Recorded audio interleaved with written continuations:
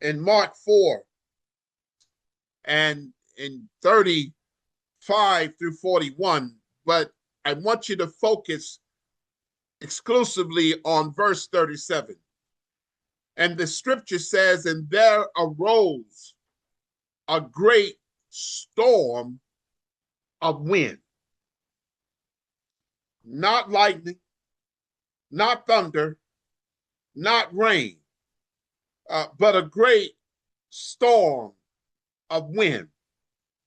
Now, extra biblical studies suggest that this was a very unusual storm.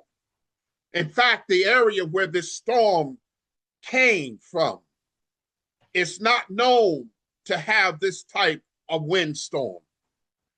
And some theologians suggest that this storm was from another arena, from another realm, and even to the point that it was satanically induced. But I want to say to you tonight that the windstorms that comes in our lives, they are specifically designed to try to call us to have emotional turbulence. That was the purpose of the wind, to cause emotional turbulence and external pressure. So these men were, for the most part, most of them were professional fishermen. So they know rough waters. They have been out on rough terrains.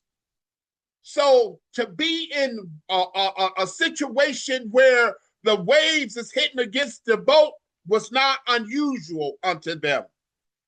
But they had the cognitively awareness that this is something unusual. This is out of the ordinary.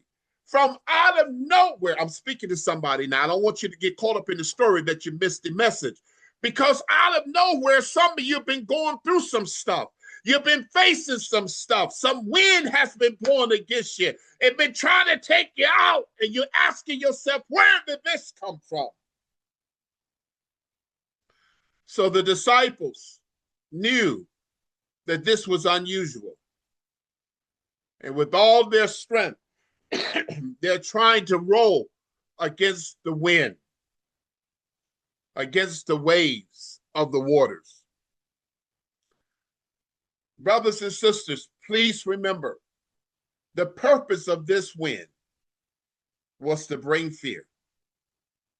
Let me say that again. The purpose of the wind was to induce, was to bring fear. And when a person is afraid, they erratically act. You have to understand that's what the enemy wants the believers to do, is to become afraid.